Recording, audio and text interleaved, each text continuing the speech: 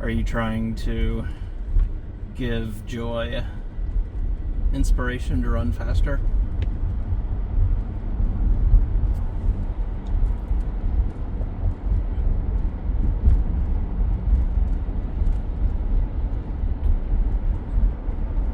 If so, she really doesn't need it.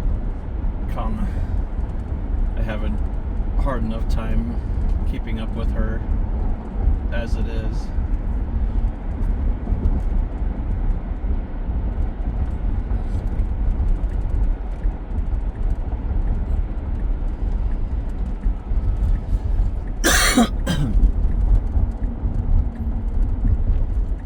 By the way, what time did you say the Lions game was?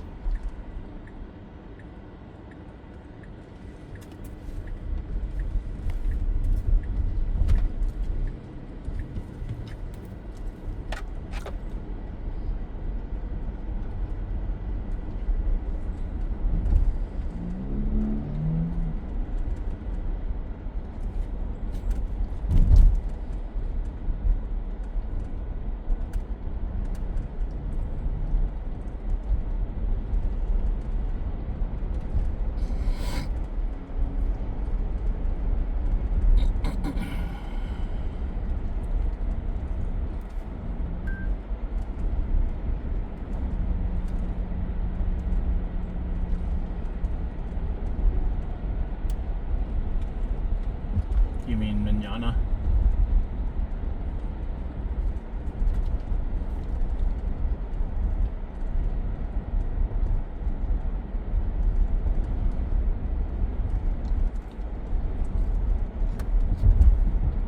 Or did I butcher the spelling of that? LOL.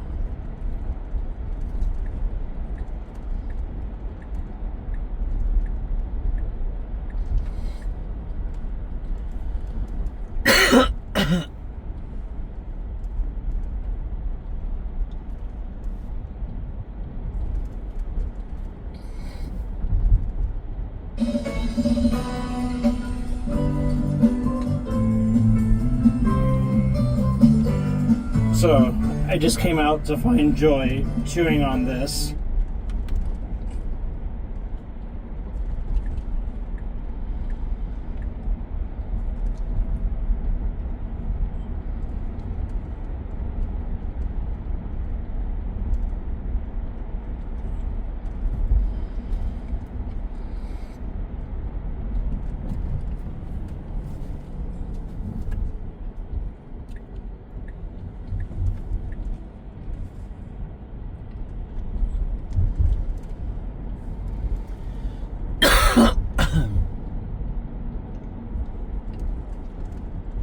Getting shut down.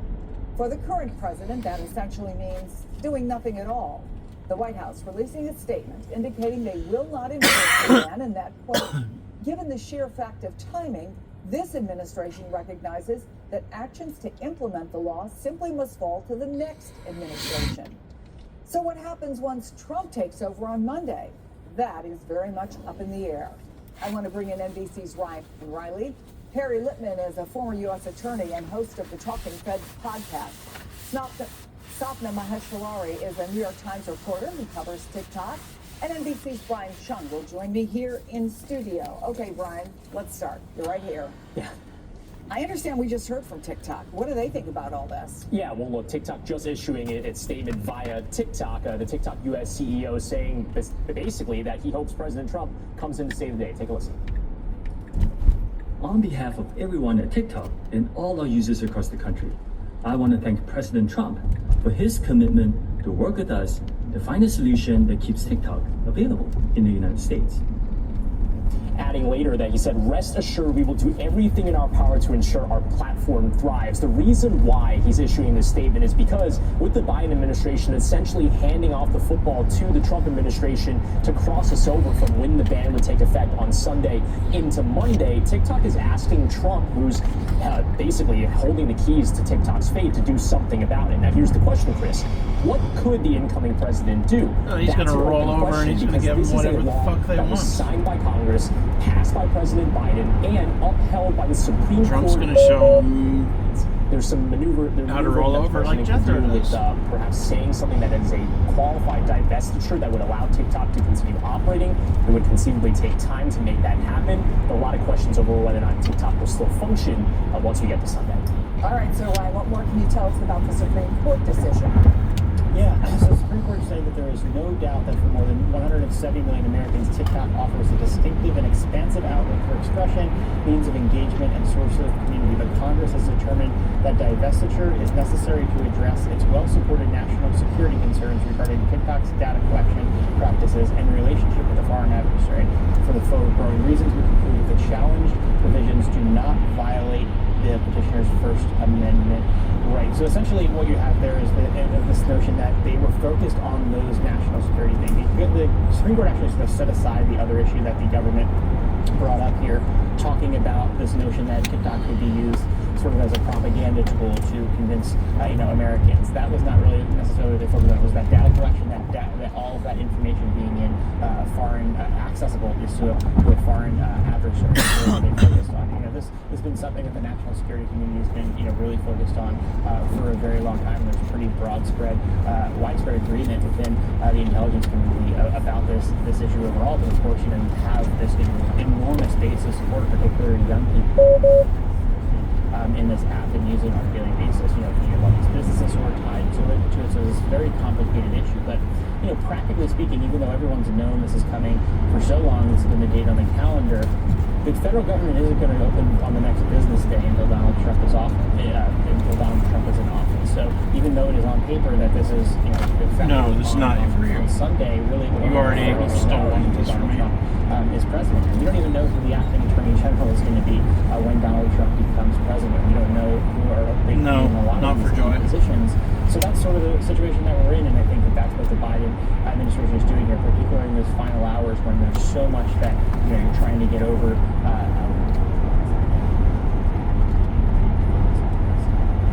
The federal government really isn't necessarily operating at full speed on a Sunday. Yeah, and Harry, obviously, we have a new administration coming in, so you do have all those issues that Ryan just talked about. So that's the administration side, but let's talk about the court side. You can smell it? It smells yummy, doesn't it? We're not persuaded by the First Amendment issues here. Why not? Well, for actually varying reasons. So the 19-page opinion actually offers different reasons. Some said even under the highest scrutiny, this would pass because the foreign risk is so high. Others would say it's not quite the highest scrutiny, so under intermediate scrutiny it passes. The main thing is the court issuing a per curiam speaking in one voice. Could I speak a little to what Trump might do? Sure, go ahead. Okay, so it's not so easy. The Congress has passed this law. Presidents cannot just disregard them.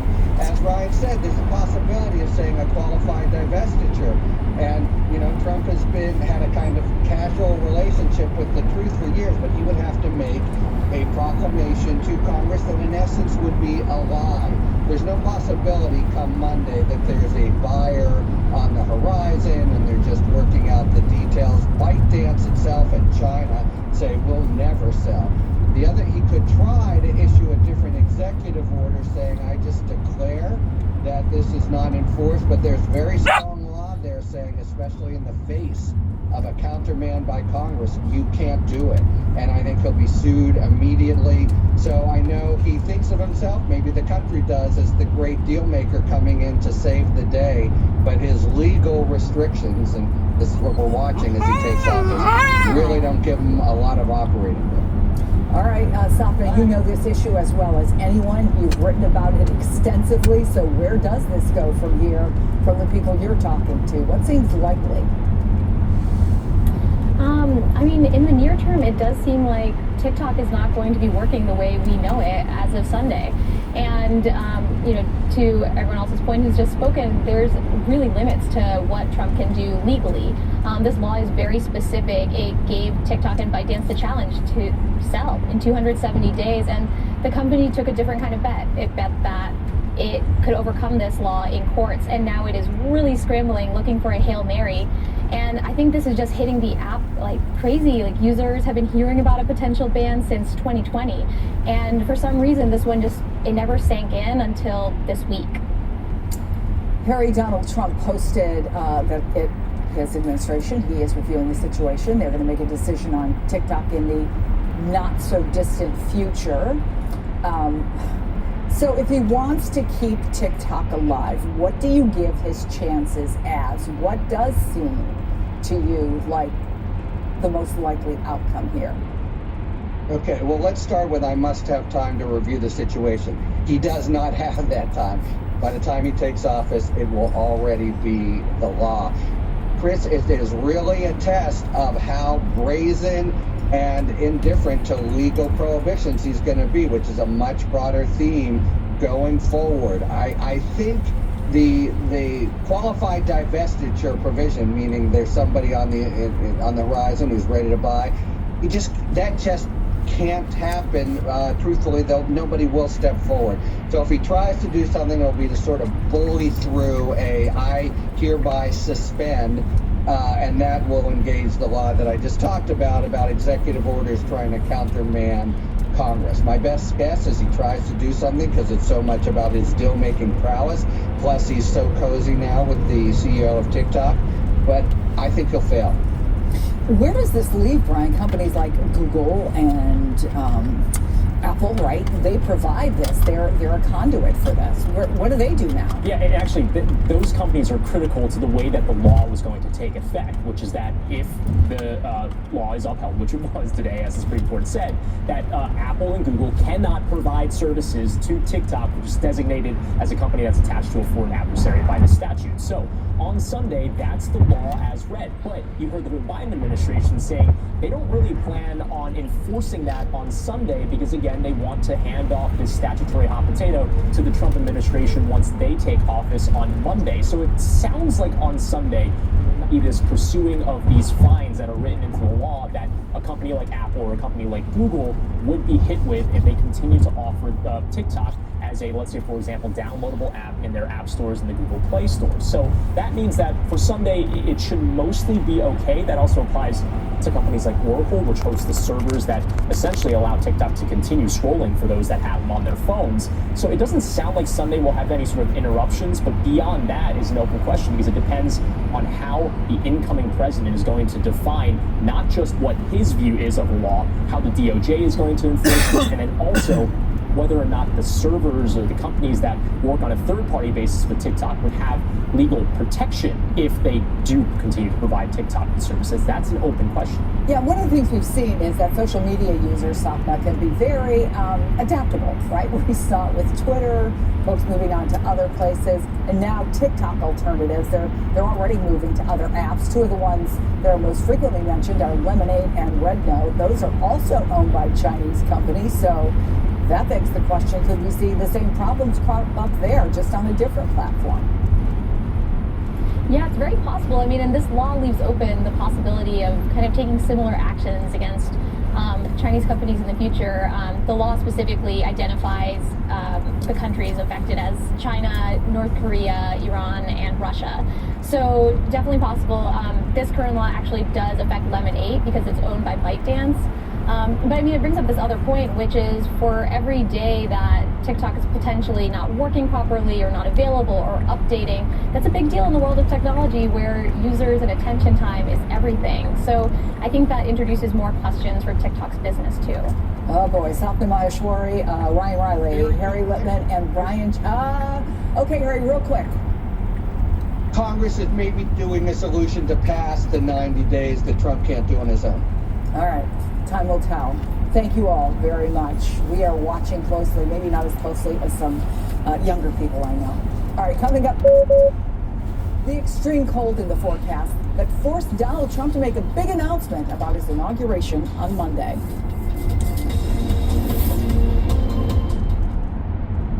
This is it. Right, yeah, that looks safe. Totally safe.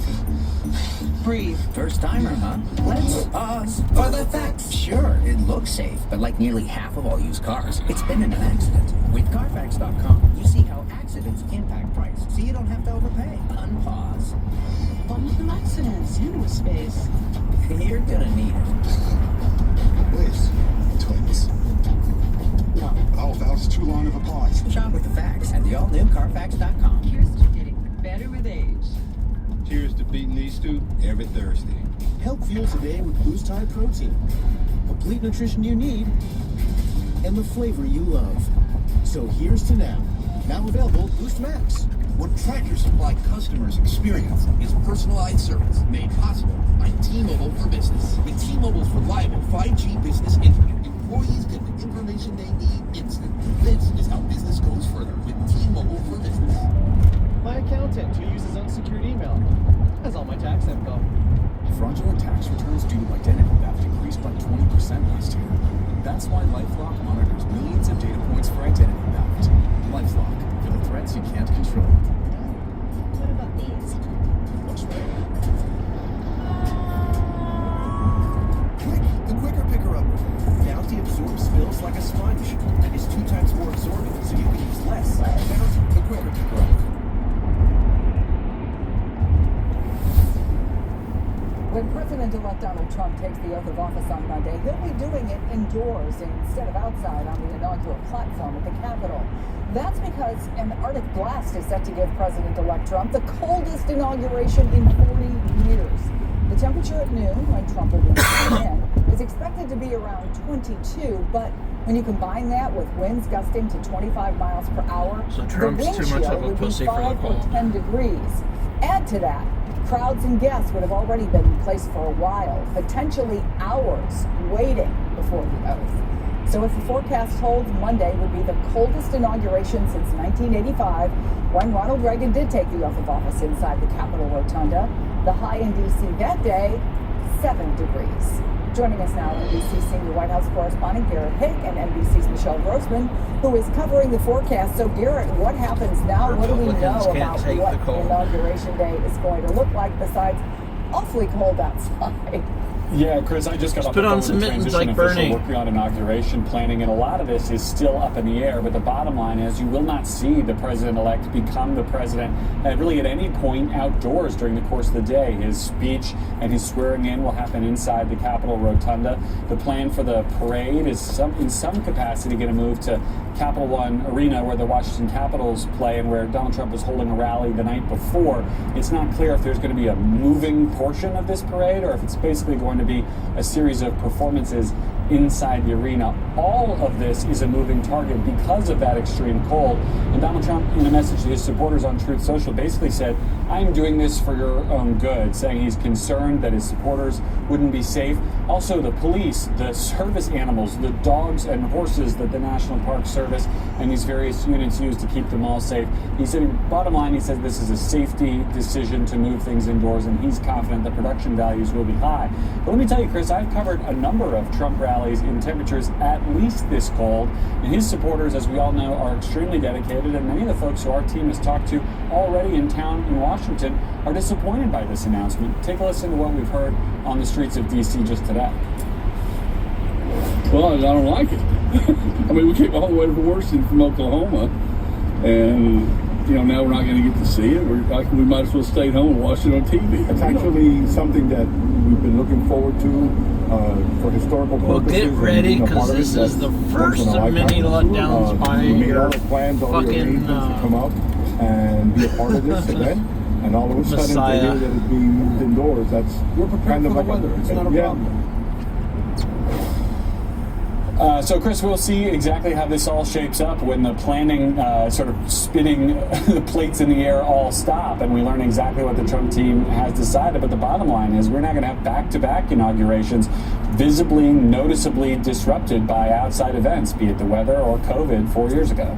Yeah, and you have also a situation where, to state the obvious, not nearly as many people can fit indoors to watch Certainly that not. parade as outdoors. Mm-hmm. Garrett, thank you so much. Well, Michelle, 120 million Americans could actually soon be experiencing sub-zero temperatures far beyond D.C. So give us the big picture of what we're in for. Yeah, hi there, Chris. Yeah, we are looking at temperatures that are going to stay this cold for quite a bit, too. This is a piece of the polar vortex that's going to come down and bring down those temperatures 30, 40 degrees below what is typical for this time of year. So starting in D.C. on Monday, we're looking at temperatures temperatures in the 20s, really not budging by noon, not by 3 either. We're actually going to lose a degree by 3 o'clock. And it's not just those frigid temperatures, below freezing temperatures. We're looking at those winds gusting up to 25 miles per hour. That's going to give us a wind chill of 5 to 10. That is what your body feels like. Also, keep in mind, we haven't mentioned this yet, there will be snow on the ground from the day before. So if you're standing on that, that's going to be really frigid too. You might want to stand on something, a piece of cardboard, or really shoe with a thick sole. That's going to help. Also, looking back, this is going to go down as one of the coldest inaugurations in history. The last one was 1985. This was the coldest for the second inauguration of Ronald Reagan at only 7 degrees. So really chilly temperatures. It's about 45 typically this time of year, low 40s, mid 40s in DC for this time of year. But take a look at some of these numbers. We are looking at dangerously cold temperatures. Air temperatures in the teens, Billings 8. You factor in those winds by tomorrow. We're looking at 6 degrees. Minneapolis will feel like 11 below zero. This is when frostbite becomes a problem. Even in DC, you want to cover any exposed areas on Monday. You want to wear lots of layers and gloves and hats, maybe some heated devices as well inside your pockets for keeping your hands warm. 23 degrees Kansas City on Saturday. We're looking at a wind chill of 9 degrees. And this is kind of the problem as well. It's going to stay in place. So we're going to see that piece of the polar vortex kind of break off and stay in place. And that's going to bring this extended chill for quite a time. That gets taxing on the body as well. Minneapolis on Sunday, the air temperature 2 below zero. You factor in the winds, it's going to feel like 21 below zero. We're looking at Tulsa 27, the wind chill there 18, wind chill in Huntsville 23, and Buffalo, you're going to be very cold with the wind chill of 12 degrees. Then as we go throughout the next week, we're not getting much relief. So we're going to see this stay put. Chicago single digits Monday and Tuesday, by Wednesday 22 degrees. Atlanta, we're looking at temperatures that are going to be dangerous as well for that area. We're not used to temperatures below freezing in some spots. 36 on Wednesday. Raleigh, same story. And then we're also, Chris, we're talking about that winter storm that will be coming as well. That's going to bring the snow to the DC area on Sunday, but it will be out with sunshine by Monday. Back to you. Michelle Grossman, thank you. And a quick programming note for all of you. Be sure to tune in to MSNBC's special coverage of the inauguration. Morning Joe kicks it off Monday, 6 a.m. Eastern, followed by Rachel Maddow and team with key moments and special analysis starting at 10 a.m. Eastern. And coming up, another high-profile confirmation hearing today on Capitol Hill. Did Governor Kristi Noem make the case to be the next DHS secretary and helm Donald Trump's #1 issue, immigration?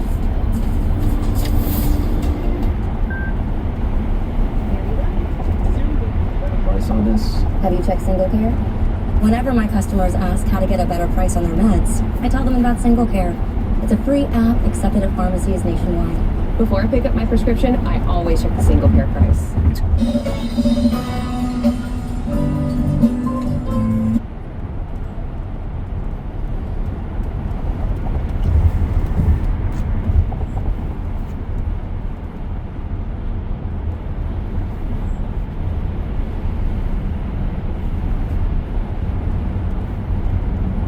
I just wanna kiss you till my lips turn blue.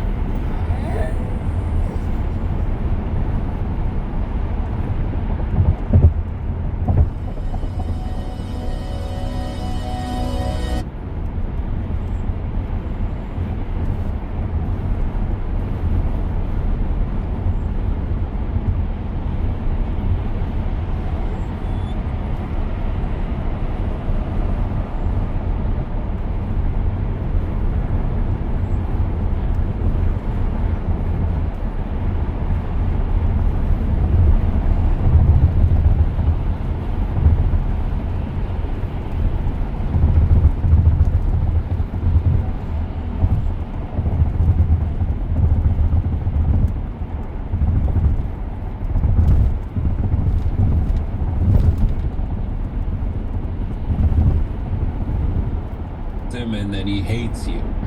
But what I want to point out is that all the people that are on his list of people who are okay, and all the people who are on that list he just mentioned of like, suck. All of them, like he's like, oh, I'm against the Americans for Prosperity.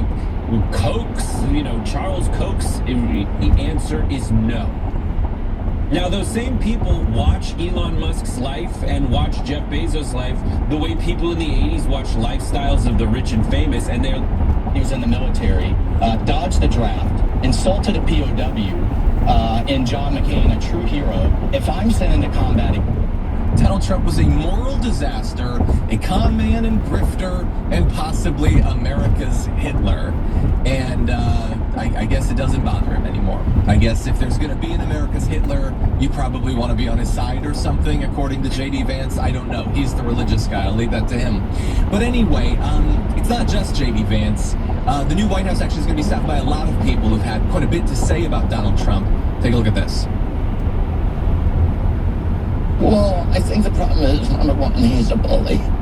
And, I don't like bullies, and I don't think America, that's part of America's tradition. Went to prep school, said he was in the military, dodged the draft, insulted a POW, and John McCain, a true hero. If I'm sent into combat again and I'm still in the reserves, I want to be sent in by a steady hand, a thoughtful hand, an experienced hand in the Oval Office, not a soundbite celebrity guy. It scares me. We're about to turn over the conservative movement to a person that has no ideas of any substance on the important issues, the nuclear codes of the United States, to an erratic individual. Yeah. And the conservative movement, someone who has spent a career sticking it to working people. I think he has been insulting to women. I think this may be Mr. Trump's peak moment. Yeah, if only. Well, so that's Vice President, possible head of HHS, National Security Advisor, Secretary of State, UN Ambassador, all back when their jobs didn't rely on it, were willing to be honest about Donald Trump, but soon will be serving under him.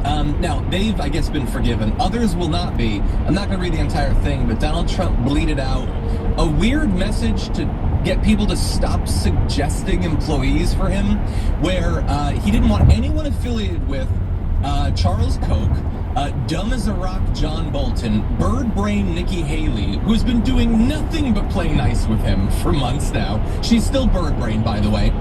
Mike Pence, who thankfully survived.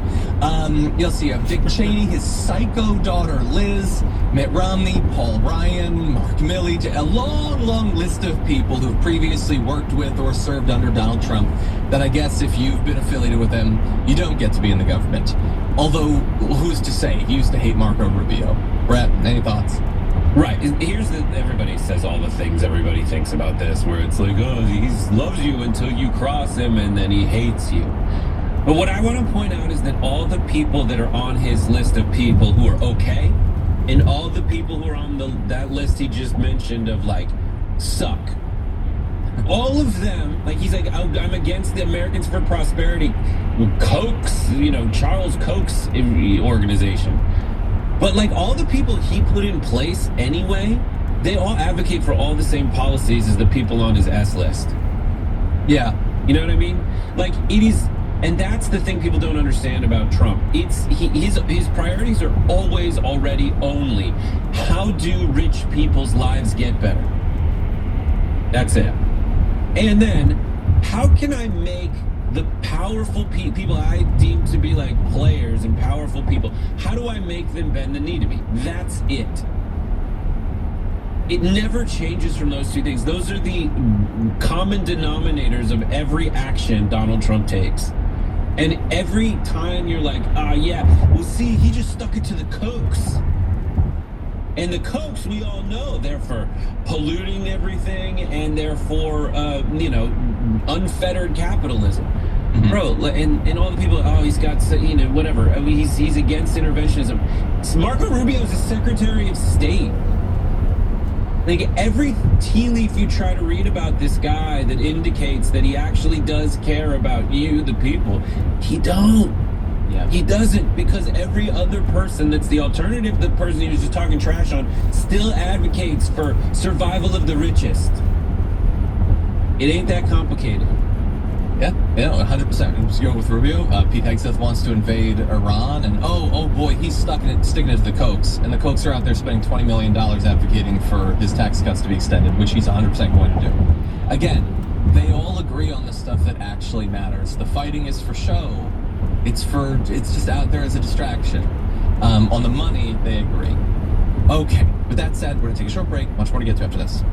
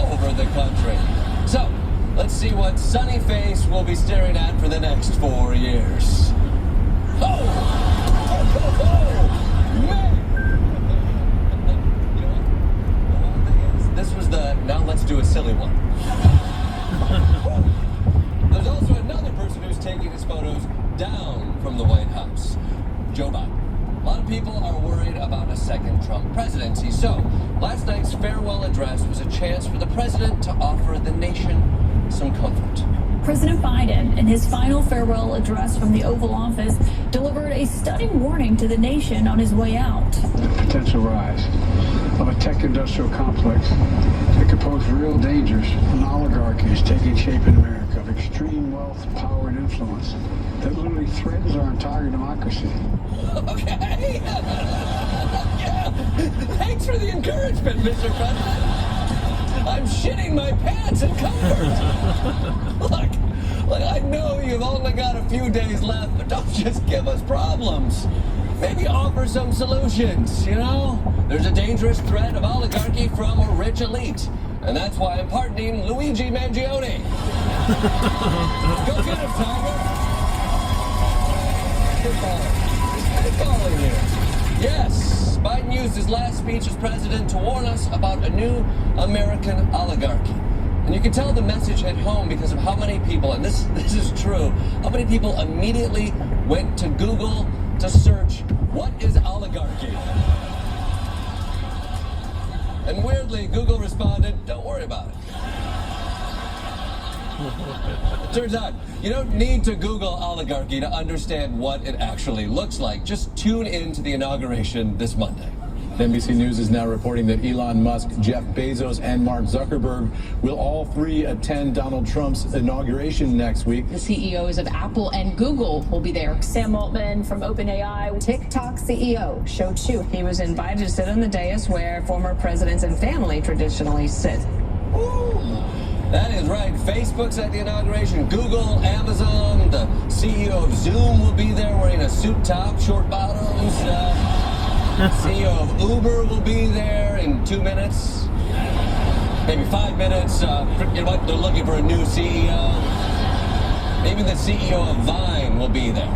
I mean, he'll be panhandling outside, but he'll be near there.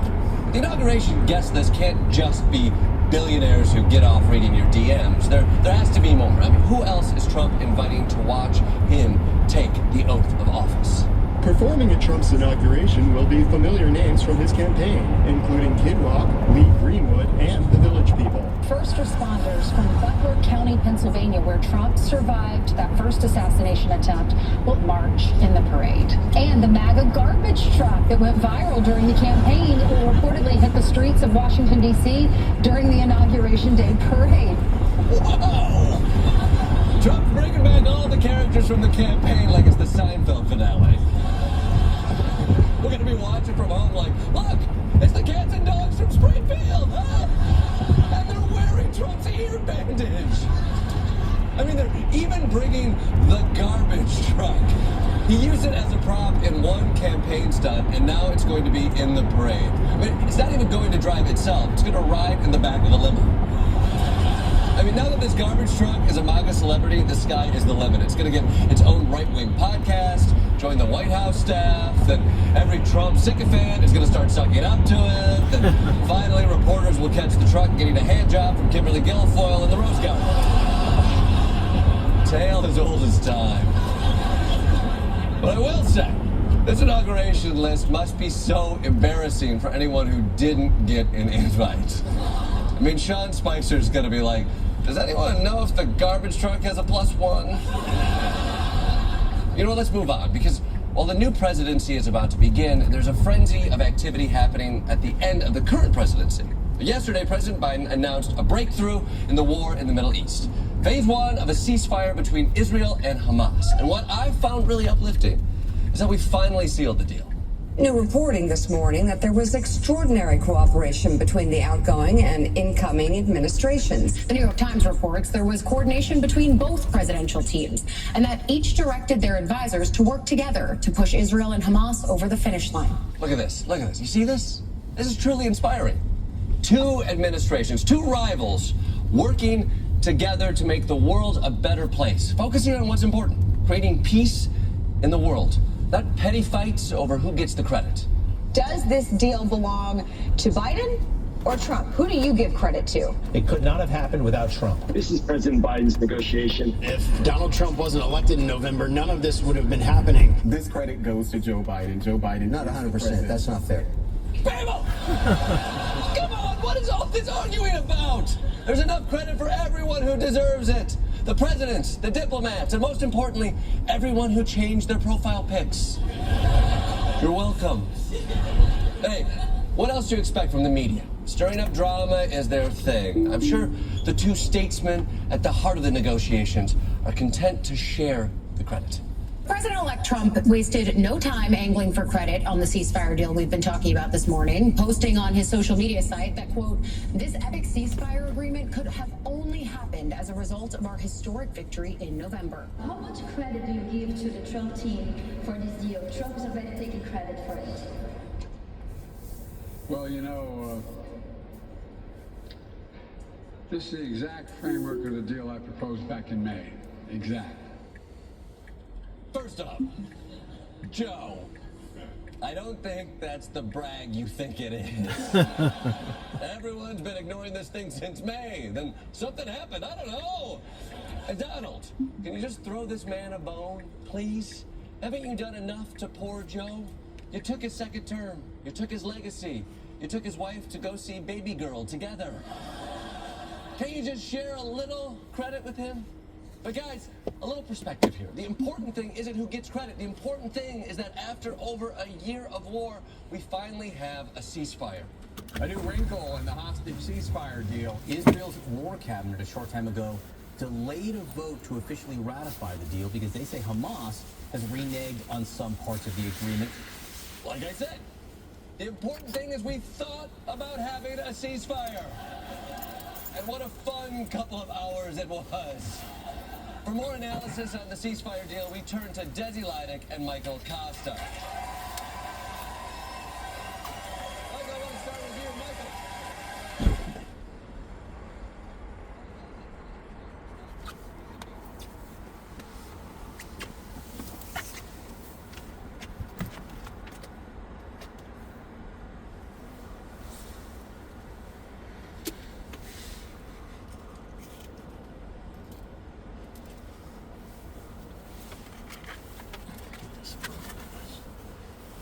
All right, you guys stay here. I will be back.